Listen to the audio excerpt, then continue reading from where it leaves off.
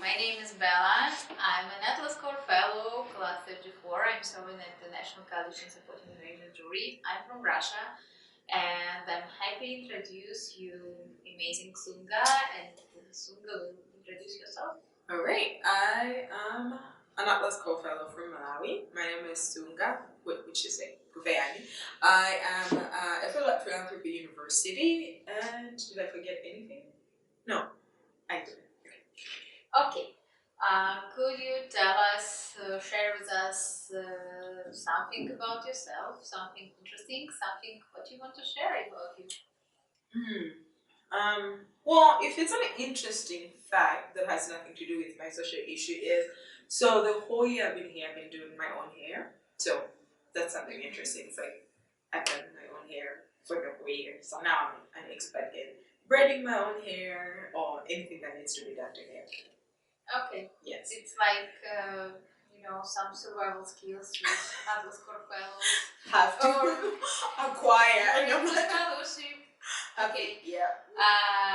What is your social issue and why this this issue is important for you?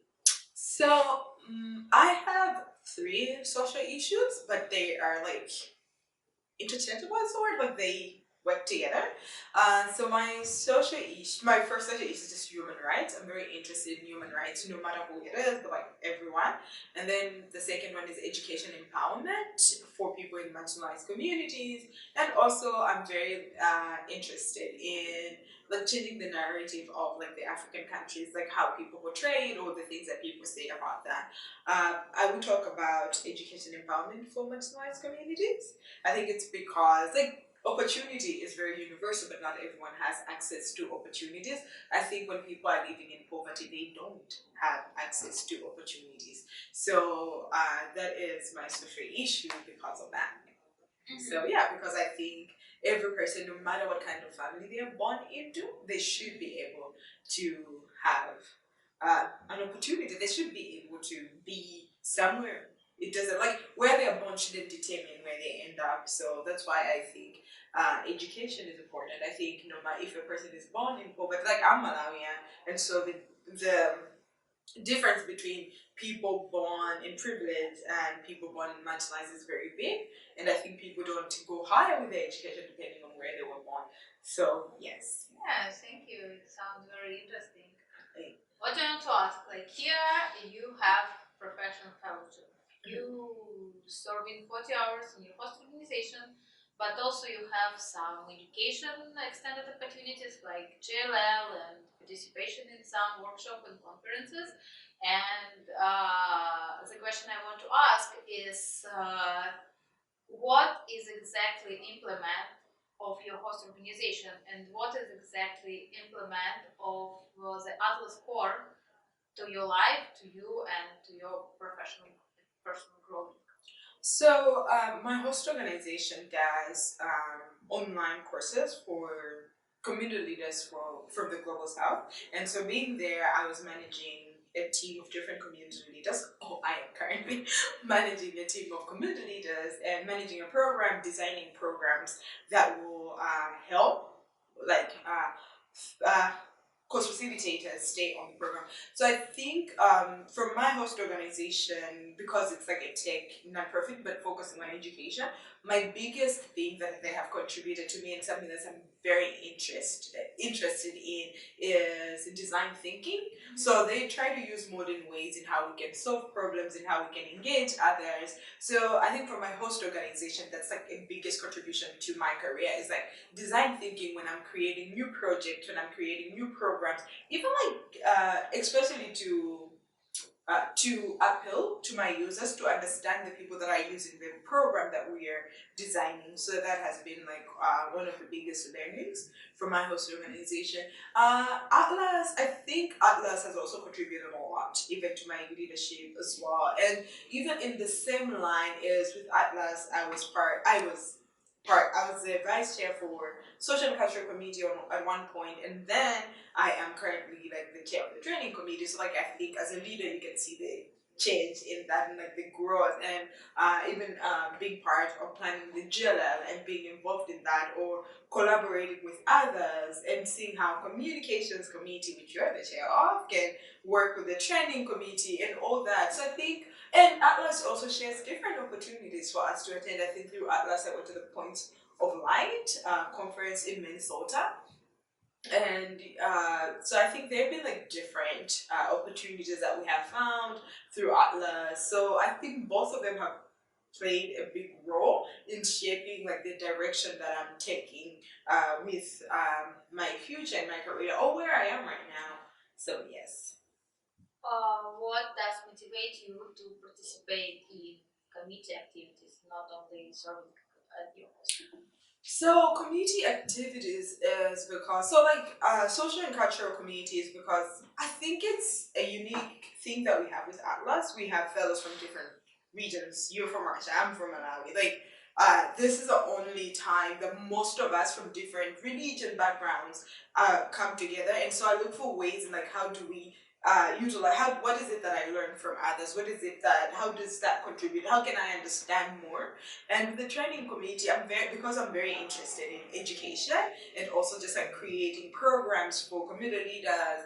And so I think the training committee gave me that opportunity. And like, how do you organize a conference? What do people actually get out of that? And what do you do with the feedback you get from people? So I think a personal growth and professional growth, and also thinking about like where do I want to be after this, contributed to me.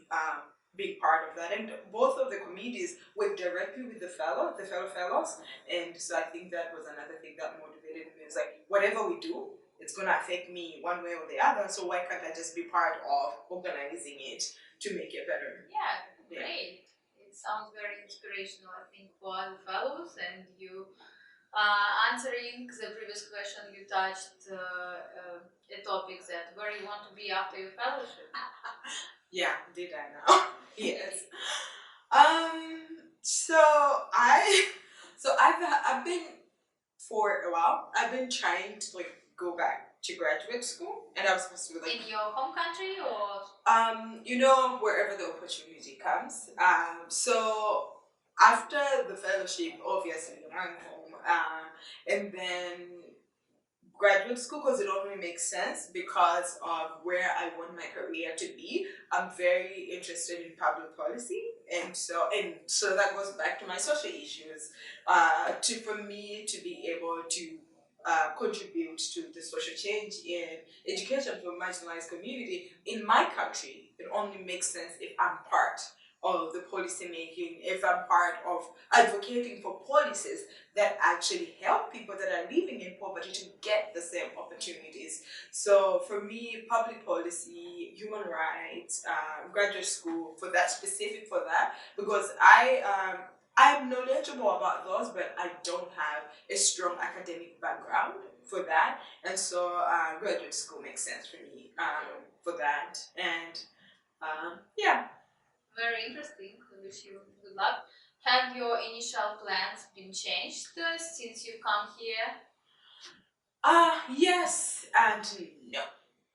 Yeah, no, because before I came here, so like I think for the past 5 years, I've been really wanting to go back to school and just wanting to like go back to graduate school.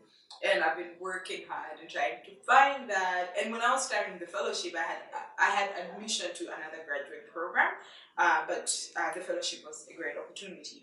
And so that's the no part. But the yes is because the program that I thought or the program that I got in is not the programs that I want right now. Like, so I think even like my interest in education have also shifted. So the organization I work for is a tech um, organization that does like it's in the Bay Area, and that to me has also shown me how like they use a new technology, they use a new things, and for me it shows me some in my own country some of those technologies we don't have them, but even if we do, kids don't have access to them. Like if you put the kids together, kids from my country and kids here, it's going to be a big gap. And so I think that has been my other interest in like how do we foster that? Like, how do we make sure? So I think, like, the fellowship has opened my eyes to some things. Like, how do we make sure people are competent? And I'm like, how do I, in my part, like, I can't do everything, but in my part, how do I make sure that happens? Thank you, Sunga. Seems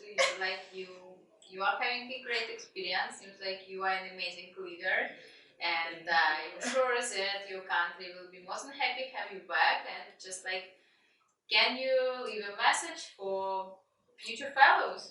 A message for future fellows. All right. So I always say I like to say I think. I don't know why I say that. I think it's just like to cover space. But for future fellows, I think two things that I can say. The first one is enjoy the fellowship, have fun. It's easier for us to get into like worrying about everything that is going wrong or everything that isn't happening, that we overlook the opportunities that we have. Like, we have opportunities to learn from other fellows. We have different networks, and so utilize them. And also think about, as a person, what do you want to do? Like you asked me, what did I think I would be when I finish and where I am. So like, even thinking about where do I want to be at the end of this? What steps do I need to take to be there? And yeah, so have fun, be humble, be respectful to others, and you can learn something. Like, I learn from you all the time how to be very sweet and very kind, and just like, you can learn a lot from other people, and you just have to have an open mind and be humble. Thank you. Thank you. Yes.